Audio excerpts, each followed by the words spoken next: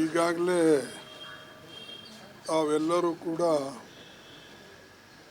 ಪತ್ರಿಕೆಯಲ್ಲಿ ಓದಿದ್ರ, ಟಿ ವಿಯಲ್ಲೂ ಕೂಡ ಅದನ್ನು ಕೇಳಿದ್ರ. ಈ ದೇಶದ ಒಬ್ಬ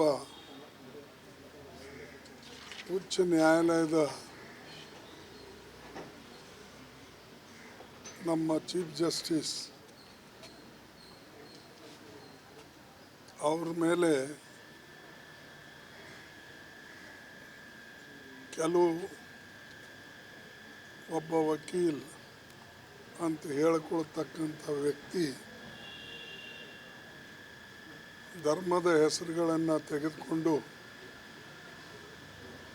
ಅವ್ರ ಮೇಲೆ ಚಪ್ಪಲಿ ಎಸಿತಕ್ಕಂಥ ಕೆಲಸ ಮಾಡಿದ್ದಾರೆ. ಇದು ನಾವು ವೈಯಕ್ತಿಕವಾಗಿ ನಾನು ಕಂಡಮ್ ಮಾಡಿದ್ದೇನೆ. ನಮ್ಮ ಪಕ್ಷದ ವತಿಯಿಂದ ಕೂಡ ನಾವು ಕಂಡಮ್ ಮಾಡಿದ್ದೇವೆ. ಸೋನಿಯಾ ಗಾಂಧಿಯವರು, ರಾಹುಲ್ ಗಾಂಧಿಯವರು ಎಲ್ಲರೂ ಕೂಡ, ಮತ್ತು ಸ್ವಲ್ಪ ಲೇಟ್ ಆದರೂ ತಡವಾಗಿ ನಮ್ಮ ದೇಶದ ಪ್ರಧಾನಮಂತ್ರಿಗಳು ಕೂಡ ಇದನ್ನು ಕಂಡಮ್ ಮಾಡಿದ್ದಾರೆ. ಆದರೆ ನನಗೆ ಆಶ್ಚರ್ಯ ಅನ್ನಿಸ್ತದೆ, ದೇಶಕ್ಕೆ ಸ್ವಾತಂತ್ರ್ಯ ಸಿಕ್ಕು 78 ವರ್ಷ ಆಯಿತು. 78 ವರ್ಷದಲ್ಲಿ ಹೈಕೋರ್ಟ್ನಲ್ಲೇ,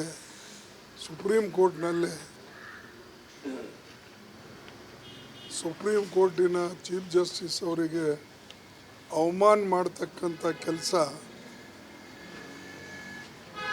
ಕೆಲವು ಮಾನಸಿಕವಾಗಿ ಏನು ಇವತ್ತು ಅವರು ಧರ್ಮದ ಹೆಸರಿನ ಮೇಲೆ ಮತ್ತು ತಮ್ಮ ವಿಶೇಷವಾದಂಥ ವಿಚಾರಧಾರೆಯನ್ನು ಇಟ್ಟುಕೊಂಡು ಸಮಾಜವನ್ನು ಹಾಳು ಮಾಡೋಕ್ಕೆ ಹೊರಟಿದ್ದಾರೆ. ಅಂಥವರ ವಿರುದ್ಧ ಸರ್ಕಾರ ಕಠಿಣ ಕ್ರಮ ತೆಗೆದುಕೊಳ್ಳೋದು. ಆದರೆ ನನಗೆ ಈ ದುಃಖದಿಂದ ಹೇಳ್ತಾ ಇದ್ದೇನೆ, ಈ ಘಟನೆ ಆದಮೇಲೆ ಯಾವ ರೀತಿಯಾದಂಥ ರಿಯಾಕ್ಷನ್ ವಕೀಲರಿಂದಾಗಲಿ, ಸರ್ಕಾರಗಳಿಂದಾಗಲಿ, ರಾಜಕೀಯ ಪಕ್ಷಗಳಿಂದಾಗಲಿ ಅಷ್ಟು ದೊಡ್ಡ ರಿಯಾಕ್ಷನ್ ಬರಲಿಲ್ಲ. ಆದರೆ ಕೆಲವು ಜನ ಪ್ರಗತಿಪರವಾದಂಥ ರಾಜ್ಯಗಳು, ಪ್ರಗತಿಪರವಾದಂಥ ವಿಚಾರಧಾರೆ ಇರತಕ್ಕಂಥ ವಕೀಲರು, ರಾಜಕೀಯ ಪಕ್ಷದ ಮುಖಂಡರು ಅವರು ಕಂಡೆಮ್ ಮಾಡಿದ್ದಾರೆ. ಆದರೆ ಇದು ಸಾರ್ವಜನಿಕವಾಗಿ ಇದಕ್ಕೇನು ಅತ್ಯಂತ ಖಂಡನೀಯ ಅಂತ ತಿಳ್ಕೊಂಡು ಇಡೀ ದೇಶದಲ್ಲಿ ಇದಕ್ಕೊಂದು ಮಾಡಬೇಕಾಗಿತ್ತು, ಅದು ಮಾಡಲಿಲ್ಲ. ಇದು ಒಂದು ವಿಚಾರ. ಎರಡನೇದಾಗಿ, ಉತ್ತರ ಪ್ರದೇಶದಲ್ಲಿ ರಾಯ್ಬರೇಲಿ ಒಬ್ಬ ವಾಲ್ಮೀಕಿ ಸಮಾಜದ ವ್ಯಕ್ತಿ, ಅವನು ತನ್ನ ಕುಟುಂಬದವರ ಮನೆ ಕಡೆ ಹೋಗಬೇಕು ಅಂತ ಹೊರಟಂಥ ವ್ಯಕ್ತಿಗೆ ಆ ಊರನವರು ಇವನು ಕಳ್ಳತನ ಮಾಡಿದ್ದಾನೆ ಅಂತ ತಿಳ್ಕೊಂಡು ವಿಚಾರಣೆ ಮಾಡದೆ ಅಥವಾ ಥೆಫ್ಟ್ ಕೇಸ್ ಹಾಕದೆ ಅವರು ಯಾವ ಜಾತಿಯವರೇ ಇರಲಿ, ಮನುಷ್ಯಗೆ ಮೊದಲು ನೀವು ಪೊಲೀಸ್ ಅಲ್ಲೇ ಇದೆ, ಪೊಲೀಸ್ ಠಾಣೆನೂ ಸಮೀಪ ಇದೆ, ನೀವು ವಿಚಾರ ಮಾಡಿ ಅವನ ಮೇಲೆ ಕೇಸ್ ಹಾಕಬೇಕು, ಅರೆಸ್ಟ್ ಮಾಡಬೇಕು. ಅದನ್ನು ಬಿಟ್ಟು ಜನನೇ ಕಾನೂನು ಕೈಯಲ್ಲಿ ತೆಗೆದುಕೊಂಡು ಅವನಿಗೆ ಲಿಂಚಿಂಗ್ ಮಾಡ್ತಾರಂದರೆ ಎಷ್ಟರ ಮಟ್ಟಿಗೆ ಉತ್ತರ ಪ್ರದೇಶದ ಒಂದು ಲಾ ಆ್ಯಂಡ್ ಆರ್ಡರ್ ಹದಗೆಟ್ಟಿದೆ ಅಂತಕ್ಕಂಥದ್ದು ಇದರಿಂದ ಗೊತ್ತಾಗ್ತದೆ. ಅದಕ್ಕೆ ಇದು ನಾನು ಕಂಡೆಮ್ ಮಾಡ್ತೇನೆ. ಹೀಗೆ ಸಣ್ಣ ಪುಟ್ಟ ನಾಗರಿಕರು, ದಲಿತ ನಾಗರಿಕರು ಮತ್ತು ಅತ್ಯಂತ ಉಚ್ಚ ಸ್ಥಾನದಲ್ಲಿರ್ತಕ್ಕಂಥವರಿಗೆ ಇವತ್ತು ಯಾವ ಗೌರವವೂ ಕೂಡ ಈ ಸರ್ಕಾರದಲ್ಲಿ ಇಲ್ಲ. ಇದಕ್ಕಾಗಿ ನಾವು ಹೋರಾಟ ಮಾಡಬೇಕಾಗ್ತದೆ. ನಾವು ಸುಮ್ಮನೆ ಹೀಗೆ ಕೂತ್ರೆ ಚೀಫ್ ಜಸ್ಟಿಸ್ ಅವ್ರ ಮೇಲೆ ಚಪ್ಪಲಿ ಎಸೆದ್ರೆ, ಅವರಿಗೆ ಅವಮಾನ ಮಾಡಿದ್ರೆ ಸಾಮಾನ್ಯ ಮನುಷ್ಯ, ಅಧಿಕಾರಿ, ಆಫೀಸರು, ಕ್ಲರ್ಕು ಇಂಥ ಜಾಗದಲ್ಲಿರ್ತಕ್ಕಂಥವ್ರ ಸ್ಥಿತಿ ಏನು? ಅದಕ್ಕೆ ನನಗೆ ಭಾಳ ನಿಜವಾಗ್ಲೂ ನಾನು ಇದನ್ನು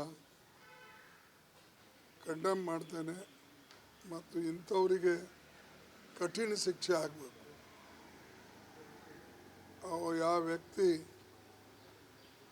ನನ್ನ ತತ್ವಕ್ಕೆ ತೊಂದರೆ ಆಗಿದೆ, ಅದಕ್ಕೆ ನಾನು ಇದು ಮಾಡೀನಂತ ಹೇಳಿದ್ರೆ, ಸಾವಿರಾರು ವರ್ಷದಿಂದ ತೊಂದರೆಗೆ ಒಳಪಟ್ಟಂಥ ಜನ, ಅವಮಾನಕ್ಕೆ ಒಳಪಟ್ಟಂಥ ಜನ,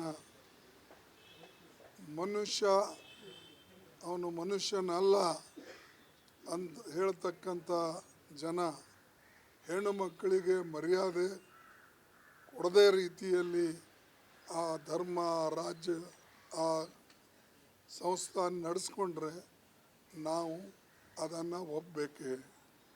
ನಾನು ಈ ಪ್ರಶ್ನೆಯನ್ನೇ ನಿಮ್ಗೆ ಕೇಳ್ತೇನೆ.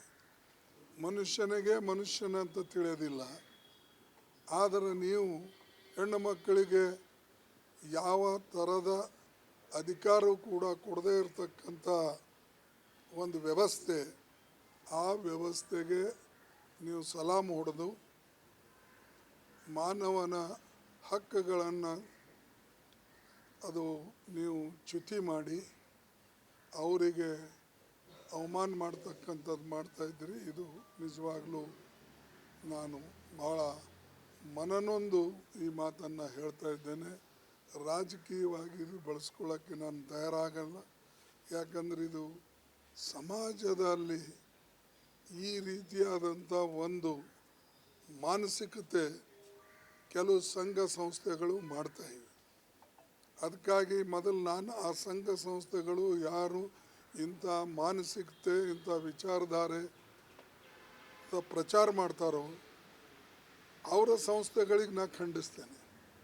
ಅವ್ರ ಕೆಲಸ ಸಮಾಜವನ್ನು ಉದ್ಧಾರ ಮಾಡೋದು, ಸಮಾಜಕ್ಕೆ ಸಮಾಜದಲ್ಲಿ ಆಗ್ತಕ್ಕಂಥ ಅನ್ಯಾಯಕ್ಕೆ ಎತ್ತಿಡಿದು ಅವರ ಉದ್ಧಾರ ಮಾಡ್ತಕ್ಕಂಥ ಕೆಲಸ ಹೊರತಾಗಿ ಸಮಾಜದಲ್ಲಿ ಬೆಂಕಿ ಹಚ್ಚತಕ್ಕಂಥ ಕೆಲಸ, ಅಪಮಾನ ಮಾಡ್ತಕ್ಕಂಥ ಕೆಲಸ ಯಾರು ಮಾಡಬಾರ್ದು. ಅದಕ್ಕಾಗಿ ಇಷ್ಟು ನಿಮಗೆ ತಿಳಿಸ್ಬೇಕು ಅಂಥೇಳಿ ನಾನು ಇಲ್ಲಿ ಬಂದಿದ್ದೆ.